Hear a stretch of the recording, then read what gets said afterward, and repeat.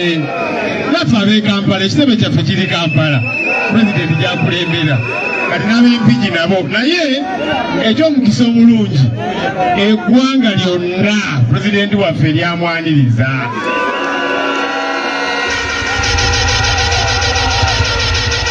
Ambabuuzi mwalaba pulezidenti bwe yagenda Arua, mwalaba ekyali Arua, mwalaba ekyali Embalala Mwai Museveni gy'ava, abaffe mwalaba Abasoga, mwalaba ekyali e Masaka. Kaakati eggwanga lyonna lyagamba natukooye ekimala kimala. Kaakati tuli mu final lap, tuli mu laapu esembayo, wali okwetoolola awasembayo nga tugenda ku finishing line. Ate tweteeketeeke tugenda mu Uganda empya, musigalire emabega. Kaakati ky'oba okola kunga banno bonna kino kye tuliko, tuli mu kanoonya akalolo. Olunaku luli tukeere ku makya ku maliiri tugende tukalonde. Bw'omala okukalonda ovaawo. Bano abagamba bisimanya vaawo, poliisi n'amagye bajja kukuuma akalulu kammwe nga bwe baakakumbadde. Bano abatuyisa bwe tuti abatatukiriza nakuba lwale bwe bajja okukuuma akalulu kaffe. Ekyo ne tugenda kikkiriza. Etteeka litukkiriza mita 20 okuba wali awali emmeeza. Obala mita 20 ng'olindirawo ku sayidi ng'okenga ng'olaba ekigenda maaso. Twawulidde Mwai Museveni mu buswavu obw'ekitalo yavuddeyo n'agamba muffe twabba akaluluke. Mu ntandikwa yasooka agamba mbu twabba obululu bwe akakadde kalamba. Kaakati ku luno yagambye nti yakizudde nti twabba obululu bwe obukadde 2,700,000. Kale n'olaba omuntu aswaza emyaka gye. Kaakati bwe munaasisinkana abawagizi ba Namukadde oyo mubagambe nti nabo tubakubira omulanga bamala okulonda nabo babeerewo. Era Mwai Museveni naye tumuwa obubaka nga ffe bwe tugamba abawagizi baffe bwe bamaliriza okulonda basigalewo emabbali ng'etteeka bwe ligamba, naye agamba abawagizi be babeerewo, ffenna tubeerewo, tulabe ani anaakwata mu kalulu, kubanga naye atandise lwekwasa oti naye twamubba akalulu. Naye mmwe kye mba mukola baleme batiisatiisa. Kati ekyokulutiisatiisa awo twavuddewo, babikoze byonna. Bakubye abantu baffe, basibye abantu bangi, n'okugyawa n'emisanvu n'okulemesa n'ebirala byonna babikoze. Naye mulaze nti muzze. Kakati tubatwalirizaawo wennyini, tubalage nti kye tuliko kiri mu mateeka, ate twagalira ddala Uganda empya. Tukooye ogenda mu malwaliro nga teri ddagala. Tukooye enguudo ezifaanana nga bwe zifaanana. Tukooye abaana mubatwala amasomero ga gavumenti nga teri byanjigiriza. Abavubuka abasinga nammwe abali wano temulina mirimu. Tukooye okubeera mu ggwanga lyaffe nga tusobola kulyenyumirizaamu, nga mulimu abaana n'ebyana. Tukooye embeera ey'abamu nga bo bali waggulu w'amateeka nga bakola kye baagala, nga batulugunya abantu nga teri abagambako. Ebyo twagala bikyosa mu Uganda empya. Temulaba nti Kyagulanyi pulezidenti waffe atulinamu n'essuubi ng'abakulembeze be, era atwesiga nnyo. Oyo omwami oyo kye mumanyiiko, kasitokola era oba oli ku ddaala ki ng'akukwata ku nkoona bw'ati. Oyo omukulembeze bwe twagala. So si bino nti ate twalwana awamu, twabonaabona awamu, pipopa twagitandika wamu, n'ebirala n'ebirala, okwata ku ssente z'omuwa omusolo. Oyo muleke. Mu Uganda empya ebyo tebigenda kukola. Buli mwaka tufiirwa obutabalika 10 trillion shillings eziddibwa. Kati kuteebereza enguudo kilomita meka, aga amalwaliro ameka, amasomero ameka agabbibwa n'ensonga endala zonna ezirina okukolebwako naye ng'ate abappa ssente y'omusolo beetoolodde mwami Museveni teri abagambako n'amateeka tegabakwata abatono bakwata babateeka mu kaduukulu ennaku 3-4 nga bavaayo nga biggwa ebyo mu Uganda ebyo tebigenda kukola kubanga ffe pulezidenti atusampulinzeeko nti oba ofaanana otya oba oli munene otya oba olina kitiibwa kyenkanawa kasita okwata ku ssente y'omusolo oti bwe tutyo bwe tugenda okuzimba eggwanga ntambule nga ligenda mu maaso kansembyeyo kino banampiki akabonero ki akabonero umbrella eno mu mpigi tuwulirayo okubuzaabuzibwa waliwo abagamba nti ku pulezidenti Lona Kyagulanyi modde eno wansi mugirabe oti akabonero kali kamuki umbrella ke kabonero k'enkyukakyuka ke tumanyi bano simanya mufaananye kutya simanya kabonero bwe kati simanya bwe kati atali ku manvuuli bannayita babuzaabuza kubanga oyo pulezidenti waffe aba tamuyinaako obuvunaanyizibwa bw'anaakola era mumuloopawa ali kabonero akalala naye bw'abanga ali kabonero akamanvuuli ono pulezidenti waffe ekyokukola akimanyi bwemumuloopera nti ono akoze bwati ne bwati ng'amukwatamu naye ali kabonero akalala tamuyinaako obuvunaanyizibwa so baleme babuzaabuza naffe tubeere bumu bw'oba oli mukulembeze waffe bw'oba oli mobilizer waffe noonya akalulu aka umbrella tonoonya umbrella wano ate bodde eno n'ogiraba oti tutambule wamu ffenna akabonero umbrella tusobole okuyingira mu Uganda empya people power kanyamule abaka ba palamenti abali wano ba flag bearer abasinga bageze saidi eri naye abaliwo bajje kambalako omukulu ono chairman Nyanzi Fred Sentamo mutu wawatu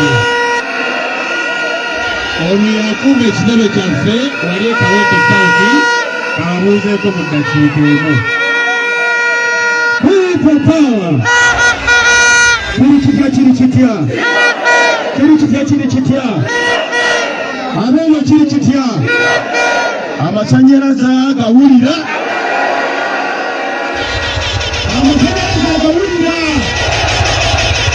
people power mubalendera ndabeko mubalendera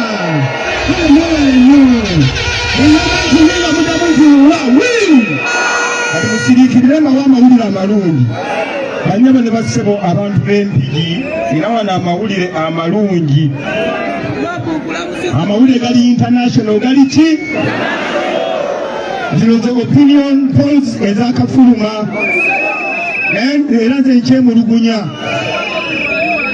Museveni ayina obululu 23%.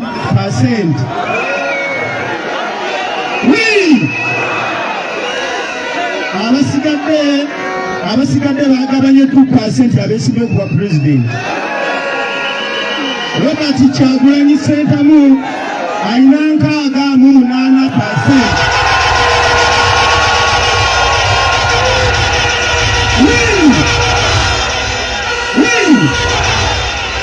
Kakati bwe tukola ennyo wakati w'olwaleero n'olunaku lw'okulonda tujja kuba tusiza mu 75 ki? Kakati babaliridde n'obululu bwabbye nga bulimu 25 awo.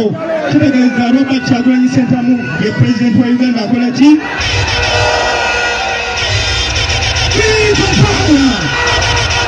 Musirikale babuulire banyabo ne basaba munzikirize bakulisa Christmas yasembeyo na Museveni afuga.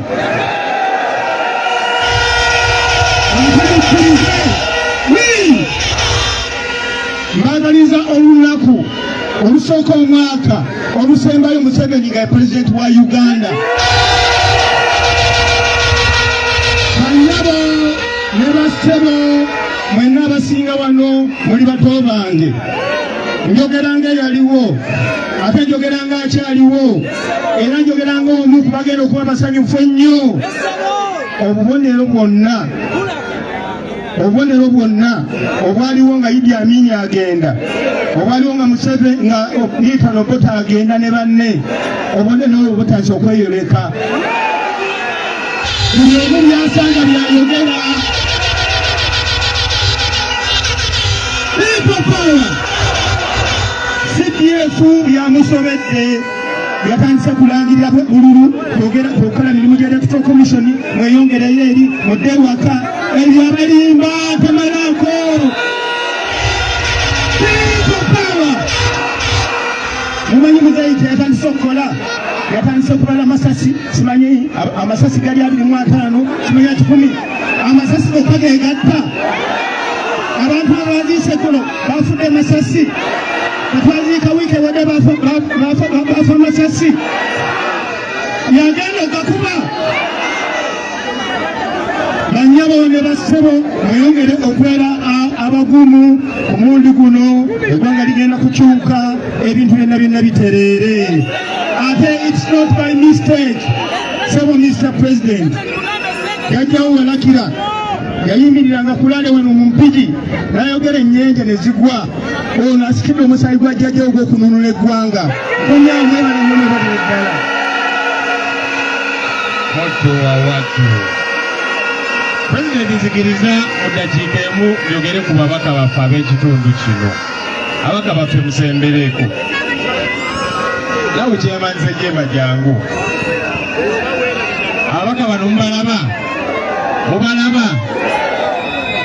President yabankwasa amakulembere mu Parliament.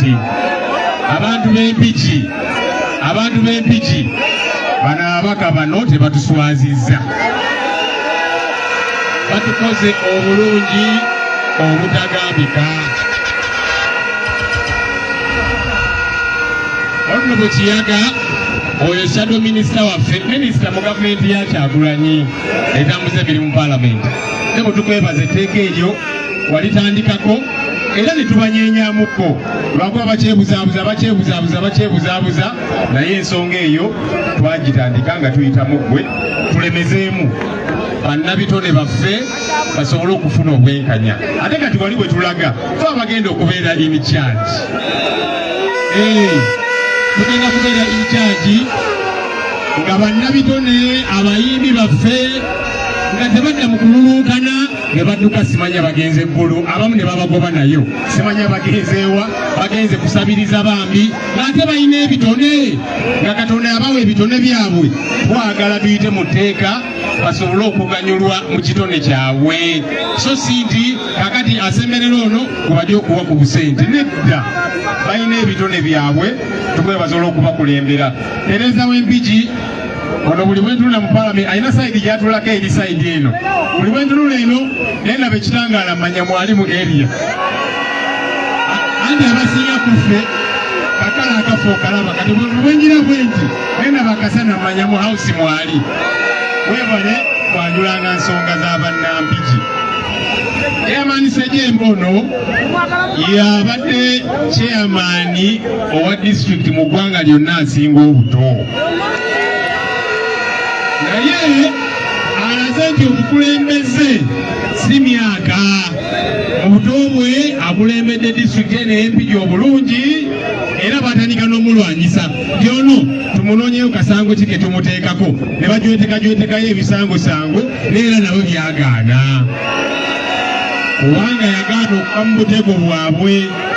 Sebo chairman tukwebaza webale kulembera Mpigi bulungi nga chairman, kati tukulinze mu Parliament ate mu Uganda empya. People power, our power. Ababaka ne mubaddirayo munzikirize bite Deputy President waffe yagenda tuyitira President ate ono neighbor wa mu katundu wano mu area Honorable Muhammad Muwanga Kivumbi.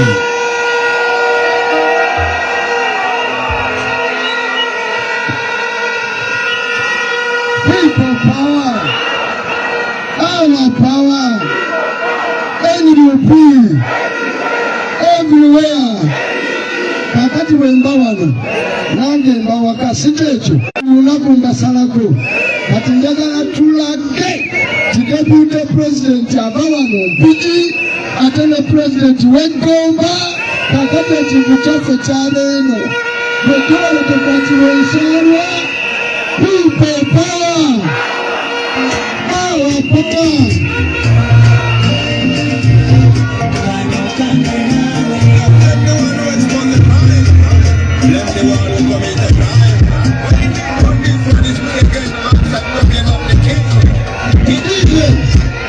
Nige nange kankusaba ebyange nze nina akayimba kenja okusaba nze ndi wakati ndi wakamwanyi mumanyi tinakalwanirira omusajja nemutwala mumanyi abanyambangako omanyi abanyambako mu lutalo olwo yali Dr. Hilda Mani yali Teddy Namboze yali